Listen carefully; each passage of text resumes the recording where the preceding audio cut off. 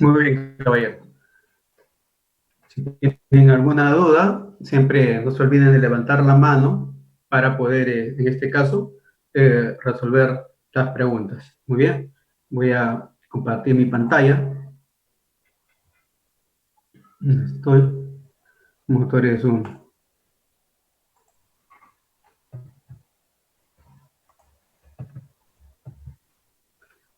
Estábamos en la eficiencia térmica, ¿no?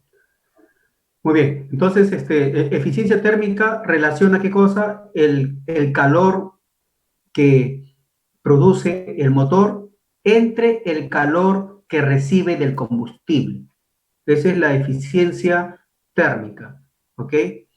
El calor que produce el combustible eh, es el, para hallar ese calor necesitamos calcular qué cosa, primero la cantidad de masa del combustible y luego se multiplica por, en este caso, el poder calorífico. Acá voy a insertar, en este caso, las ecuaciones para poder calcular el, el Q, el flujo calorífico, en este caso del indicate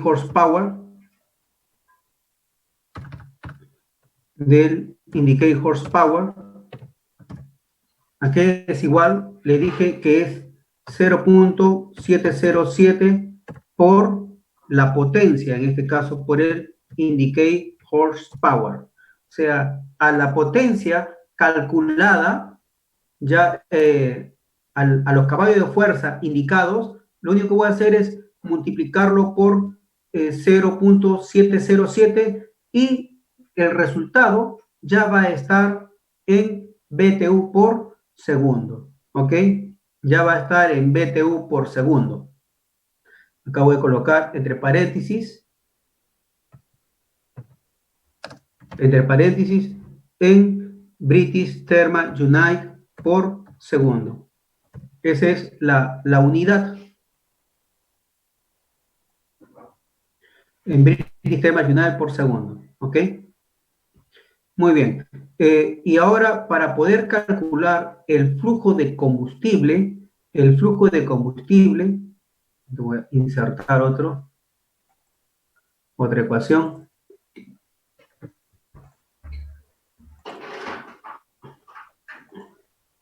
Para calcular el flujo de combustible,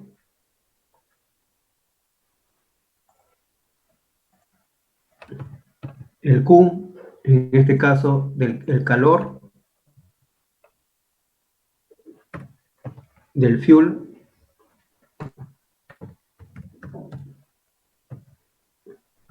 esto desigual al poder calorífico. ¿Cuánto es el poder calorífico del combustible en BTU? También antes de, voy a colocar acá entre paréntesis, esto es British Thermal Unit por segundo. Muy bien. Esto es igual a 18.800 multiplicado por el flujo de combustible. ¿Ok? Por el flujo de combustible. Flujo de combustible. Y el combustible es fuel. Ya está. Con estas dos ecuaciones podemos calcular en todo caso, o tenemos ya el acceso para poder calcular tanto las dos flujos caloríficos para hallar esta relación. ¿Y cómo se calculaba el flujo de combustible? Es 15 veces la quinceava parte en este caso, la quinceava parte de la masa de aire, ¿no? En una pregunta, yo le voy a dar de dato la cantidad de masa de aire o la cantidad de masa de combustible de manera directa, ¿no? Si le doy de manera directa, entonces ustedes multiplican directo por 18.800 y el resultado ya está en BTU, ¿ok? Muy bien, y si le doy la masa de combustible, la masa de aire, la masa de combustible, eh, para un factor estequiométrico ideal es de 15 a 1. Más adelante vamos a ver que eso puede variar, ¿ok? Puede variar entre 12:1 o 18:1, ese rango, entonces, de variación. Pero para efectos de eficiencia, vamos a considerar simplemente 15.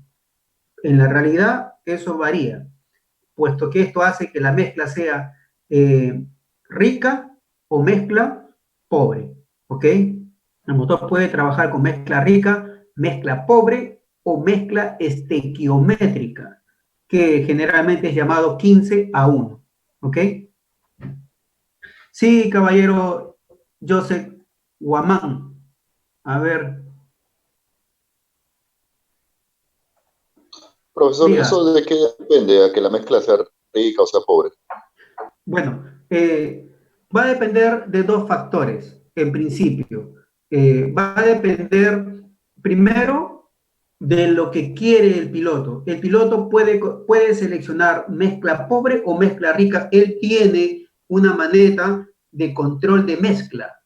Esa maneta de control de mezcla regula directamente la proporción de mezcla. Yo lo puedo colocar mezcla rica o mezcla pobre, dependiendo de cómo desea volar por N motivos, básicamente por consumo de combustible. ¿Ok? Y el otro factor es la altura. De eso, eso no depende ya del piloto. El avión, a medida que va ascendiendo, a medida que el avión va ascendiendo, a mayor altura hay menor masa de aire. Al haber menor masa de aire, entonces, y manteniendo la misma cantidad de combustible, la mezcla se va haciendo rica. A medida que va ascendiendo, la mezcla se va haciendo rica. ¿Qué es lo que hace el piloto entonces? Tiene que corregir.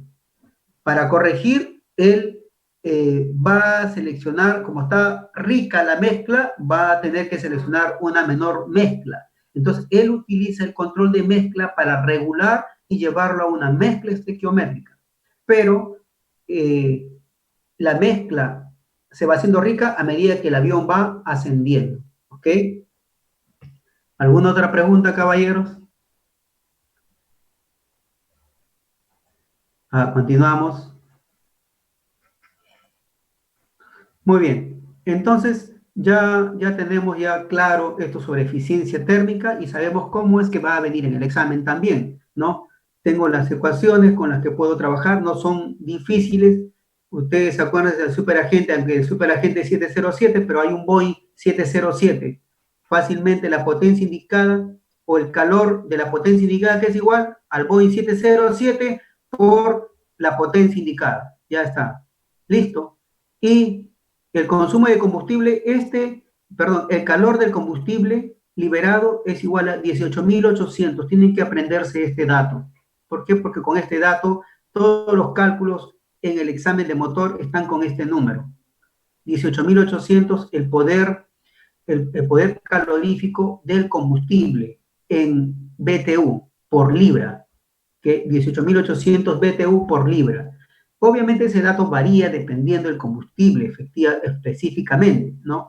Pero se ha tomado en el manual, en el handbook, figura como 18.800 y bueno, con ese valor queda para practicar. Cuando uno lo quiere hacer el cálculo real, por ejemplo, en un banco de pruebas, se usa el poder calorífico del combustible específico que se está usando, ¿no? Que eso viene en las cartas cuando uno compra el combustible, el abastecedor proporciona el combustible y da unos formatos.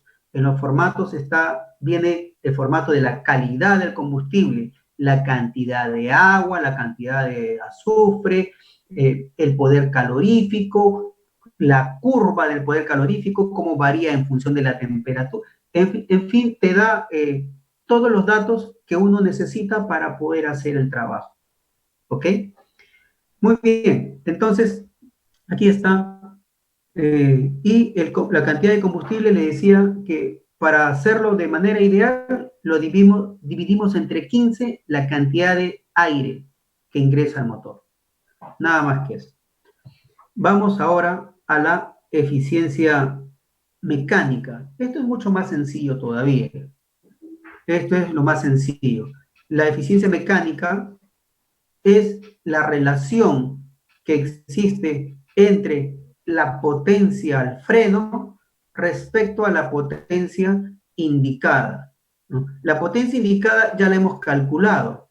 La potencia al freno es un dato del motor. El motor, en este caso, los motores ya vienen con una potencia. Esa potencia que me dan es la potencia al freno. Entonces, esto es dato y esto es algo que nosotros hemos calculado, por lo tanto, simplemente dividimos, ¿no? Dividimos y podemos hallar la eficiencia mecánica, ¿no? Hablando de eficiencia mecánica, antes de pasar, esto va a salir un número menor que 1, obviamente, ¿no? Como lo había demostrado el día de ayer, el valor de las eficiencias siempre es menor a 1, ¿no? Pero se estila dar en porcentaje. Como quiera que está en porcentaje, a ese número se multiplica obviamente por 100 y ya tengo en porcentaje. ¿Ok? Ya tengo por la eficiencia térmica del motor aproximadamente varía entre 30 y 40 a 45% de la eficiencia térmica. ¿Qué quiere decir? Quiere decir que, a ver, si yo usaría ese motor en mi carro, por ejemplo, y el combustible redondeando yo pago 15 soles, ¿no? 15 soles, entonces, si sería el 40% de esos 15 soles, solo 6 soles son usados para mover mi auto. ¡Oh! Y el resto, es decir, 9 soles, lo estaría tirando por el tubo de escape, ¿no? En pocas palabras, lo estaría botando. Cada vez que voy al grifo y lleno el tanque, por cada 15 soles, solo 6 soles se utiliza y 9 soles lo estaría botando, ¿no? Eso es lo que me dice la eficiencia térmica. Ahora, la eficiencia mecánica, sí es más alto, ¿no? Sí es más alto. En todo caso, relaciona la potencia del motor respecto a la potencia indicada. Acá voy a compartir mi pantalla nuevamente con el Excel.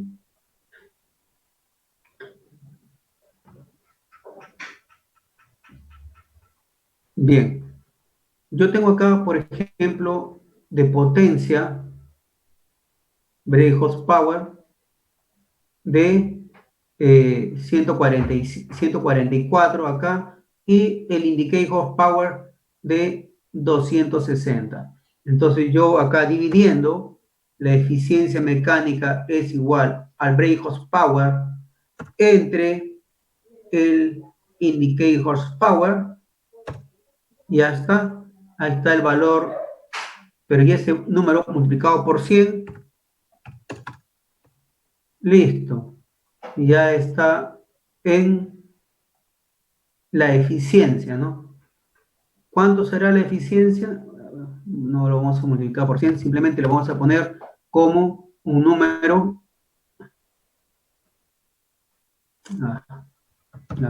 Es igual a ver, nuevamente, brake horsepower entre el indicate horsepower.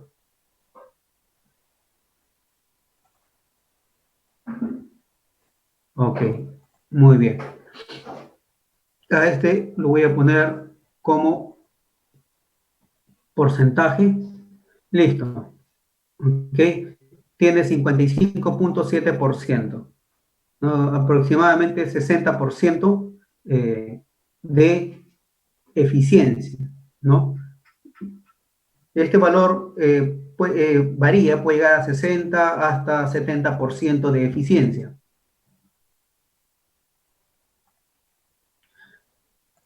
Así de sencillo se calcula la eficiencia mecánica, ¿ok? Muy bien, y acá viene algo muy, muy importante, que vienen varias preguntas respecto a la eficiencia volumétrica, respecto a este tema, en el examen del Power Plan, En el examen de Power Plan hay varias preguntas respecto a este tema. Muy bien. Para poder entender esto, de repente, hablando solamente de volumen, sería un poquito complicado. Mejor es tomarlo desde el punto de vista desde la masa. ¿Ok? En sí, en teoría, la eficiencia volumétrica es la relación del volumen que tiene la carga, se llama la mezcla aire-combustible, ¿no? Es decir, la masa que entra, pero corregido por presión y temperatura respecto al desplazamiento del pistón. Ese término corregido es importante, ¿no? Veamos, de aquí se puede, en este caso, concluir qué es y cómo es afectado la eficiencia del motor. ¿Quién lo afecta más? ¿No? A ver, voy a dejar de compartir. A ver, un momentito para explicar, ¿ok? En pizarra. A ver, estar un poco en pizarra.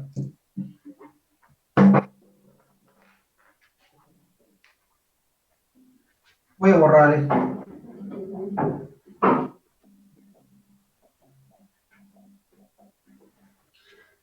Vean, el cilindro, este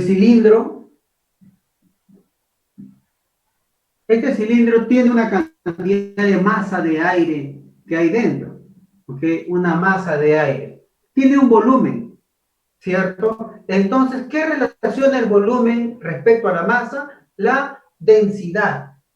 La densidad. Densidad es igual, en este caso, a masa entre volumen. ¿Ok? Densidad es igual a masa entre volumen. Despejando, la masa es igual a la densidad por el volumen. ¿Ok? Densidad por el volumen. Pues bien, pero el volumen, pregunta, ¿va a variar? No va a variar porque este es un volumen cerrado, confinado, no varía. Entonces, este señor no va a variar. Cuando dice corregido en presión y temperatura, vamos a corregirlo, pero en sí es preferible hacerlo una relación de masas. Si es que la temperatura sea 15 grados y la presión de una atmósfera equivalente a 14.7 libras por pulgada al cuadrado, entonces bajo esas condiciones existe en este cilindro una cantidad de masa, ¿ok? Una cantidad de masa. Vamos a ver acá, la masa a 15 grados centígrados y 14,7 PSI tiene un valor acá, esta masa. Este se llama masa estándar. Una masa estándar. M estándar. ¿Ok? Una masa estándar. La masa estándar es a 15 grados centígrados y 14,7 PSI. Muy bien, pero no todos los días tenemos una temperatura de 15 grados y la presión atmosférica no es 14,7 PSI. Ahorita, por ejemplo, tenemos una presión y temperatura diferente, por lo tanto, debe haber un valor de masa dentro del cilindro también diferente. Entonces, la fórmula de la densidad masa es igual. ¿La densidad a qué es igual? A la presión entre RT. Y acá está el volumen. El volumen es constante. El volumen es constante, no va a variar. Acá está esta masa, es la masa que vamos a corregir. Esta es la masa estándar y esta va a ser la masa corregida, pero corregida por presión y temperatura. ¿Ok? Muy bien. Si hay más presión, hay mayor cantidad de masa, pero muy pocas veces la presión es mayor a la presión estándar? Bueno, cuando hay mucho frío, probablemente la presión inclusive generalmente tiende a bajar. La temperatura sí es más variable. La temperatura puede subir o puede bajar. Si aumenta la temperatura, ¿qué pasa con la masa? La masa disminuye porque es inversamente proporcional. ¿Okay? Es inversamente proporcional. ¿Qué quiere decir inversamente proporcional? Si la temperatura sube, la inversa es que baje. Si la temperatura baja, la inversa es que suba. Entonces, ¿cómo será esta relación de masa entre la masa estándar? La masa estándar es la que tiene un volumen definido. Pues esta masa también va a tener un volumen. Al tener menos masa, ¿qué pasa con su volumen? Disminuye. Entonces, la eficiencia volumétrica lo puedo tener de manera más sencilla de entender cuando relaciono masas. Una masa en un día estándar respecto a la masa que entraría en ese volumen en cualquier otro momento, corregido por presión y temperatura. Generalmente la temperatura, como le digo. Vean, a mayor temperatura, menor masa. Si hay menor masa, ¿qué pasa con la eficiencia volumétrica? Estos están directamente proporcionales. Si baja la masa, disminuye la eficiencia volumétrica. Entonces, si hay un día con mucho calor, entonces, ¿qué pasa con la eficiencia volumétrica? Al incrementar la temperatura y haber menos masa, la eficiencia volumétrica se reduce, ¿ok? Se reduce. Y si la temperatura baja, la masa aumenta la eficiencia volumétrica. Voy a colocar acá. Si la temperatura baja, la masa aumenta. Y si aumenta la masa, aumenta la eficiencia volumétrica. ¿Ok? Entonces, es más fácil relacionar la eficiencia volumétrica tomando en cuenta sus masas para hacerlo más sencillo, ¿no? Entonces, pero estoy corrigiéndolo en función de la temperatura y de la presión. Ahora, esa fue la pregunta que nos hizo su compañero, ¿no? ¿Cómo influía la temperatura? Muy bien, pero no solamente es un día caluroso. Puede ser que mi motor tenga un mal funcionamiento por diferentes motivos, ¿no? Por diferentes motivos, la temperatura de mi motor es alto. Puede ser que tengo poco flujo, poca presión de aceite, poca cantidad de aceite.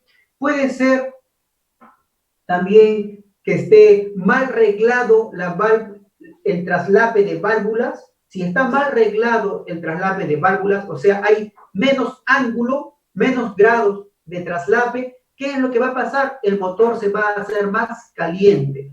Porque ¿cuál era la finalidad del traslape de válvulas? El traslape son los grados o el tiempo en que las dos válvulas que se encuentran abiertas. Y la válvula de emisión está más tiempo abierta, permite que entre más aire, más tiempo de aire, y ese aire está enfriando el motor. Si se reduce el tiempo, hay poco aire enfriando el motor, por lo tanto, en este caso, por una mala regulación de las válvulas, del traslape de válvula, se produce un incremento de temperatura.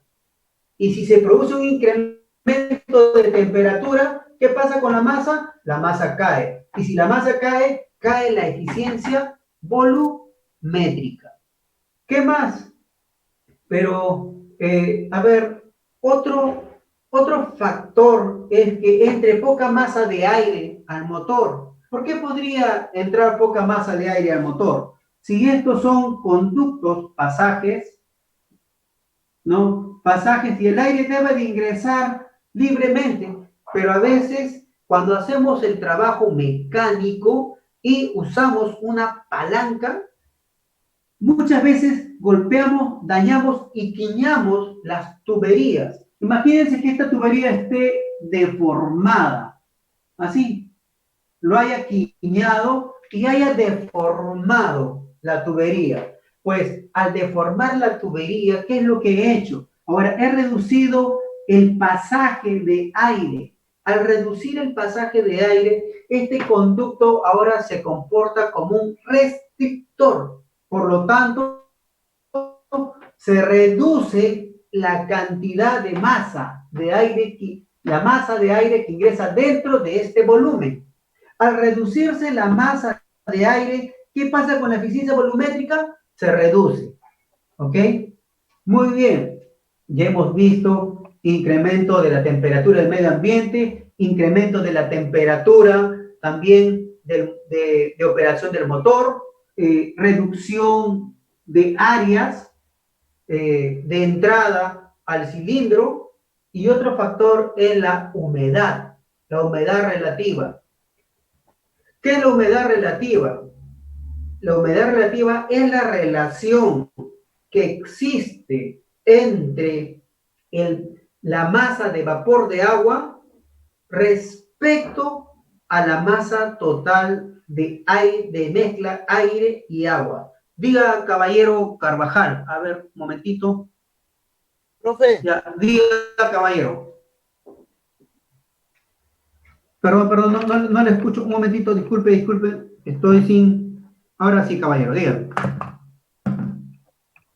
No le escucho. Carvajal a la 1. Carvajal a las 2.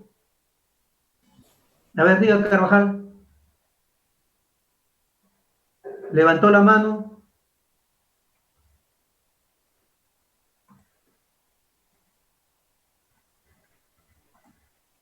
A ver, prenda su auricular.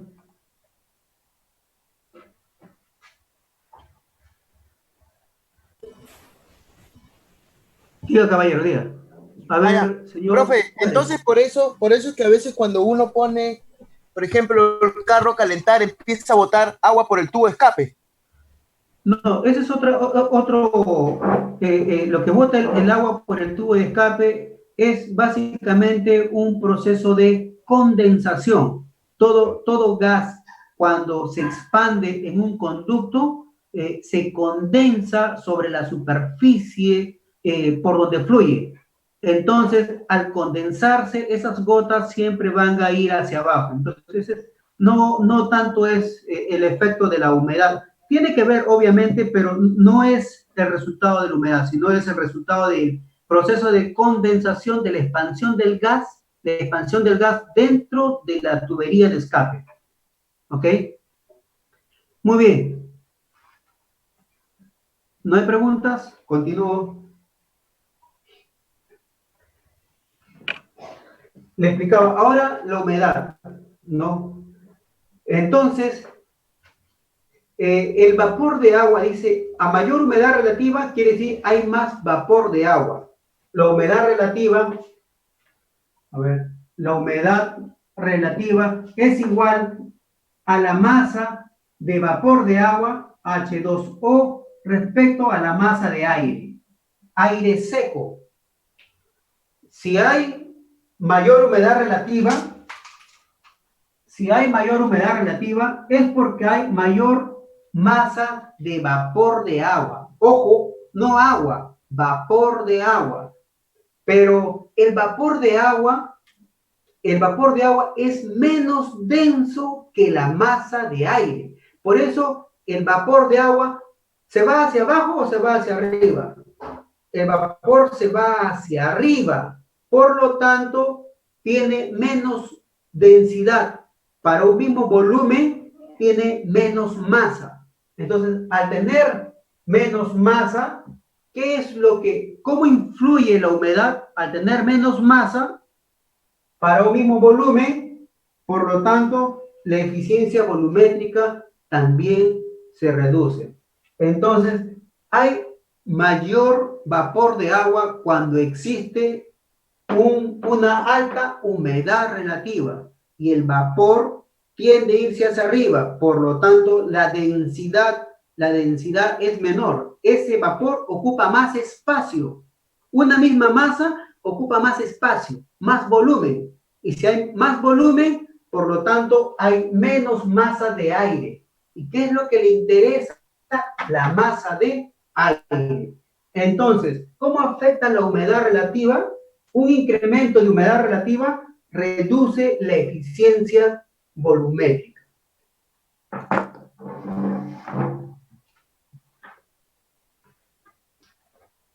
Bien, caballeros, ya nos está faltando solo 8 minutos. A ver, caballero, Juárez. Profesor, allá en la eficiencia volumétrica puso presión sobre R y por temperatura. La R también es inversamente proporcional. ¿Pero qué cosa es R? Ah, ya, no, pero muy bien, caballero, gracias. La R es la constante del aire. En este caso, como dice su nombre, constante, es un número constante, vale 287 kilogramos masa entre, es Joule entre kilogramos Kelvin. Esa es la unidad de la constante del aire, ¿ok?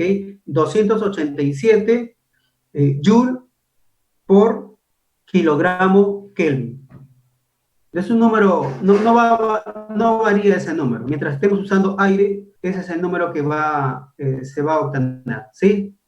Otra pregunta, caballeros. ¿Alguien tiene una pregunta? Muy bien. Nos queda solo 3 minutos. Es más, ya deberíamos estar terminando, no, 10:30. Todavía tengo minutos, tengo 7 minutos todavía. A ver, algo que se me esté escapando antes de eficiencia volumétrica, eficiencia propulsiva. ¿Y qué viene a ser la eficiencia propulsiva? Bueno, esto también en realidad no hay mucho concepto. La eficiencia propulsiva, compartir pantalla. ¿Qué es la eficiencia propulsiva?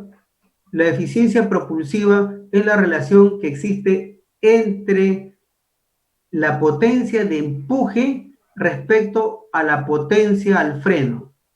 Vean, acá en realidad esta eficiencia también es alta, más o menos está por encima del 80% o 85%, es el valor de la eficiencia propulsiva. Resulta que el eje le da un torque a la hélice, le da un valor de potencia a la hélice, pero esa hélice, cuando mueve la masa de aire para generar el empuje, si convertimos el empuje que produce la masa de aire, lo convertimos a potencia, entonces nos vamos a dar cuenta que no toda esa potencia que entrega el eje de la hélice a la pala, no toda esa potencia se convierte en empuje. Entonces, a esa relación se le llama eficiencia volumétrica, ¿no? Perdón, eficiencia propulsiva.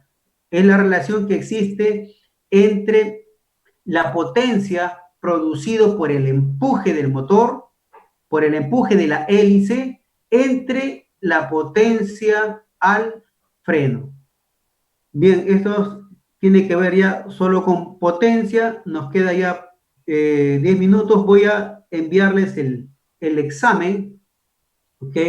Voy a enviarles el examen en este momento para que tengan unos minutos más. A las 10:35 está concluyendo su examen, caballeros, ¿ya? 10:35 está concluyendo el examen. Control C, a ver, atentos, caballeros, voy a enviar su examen.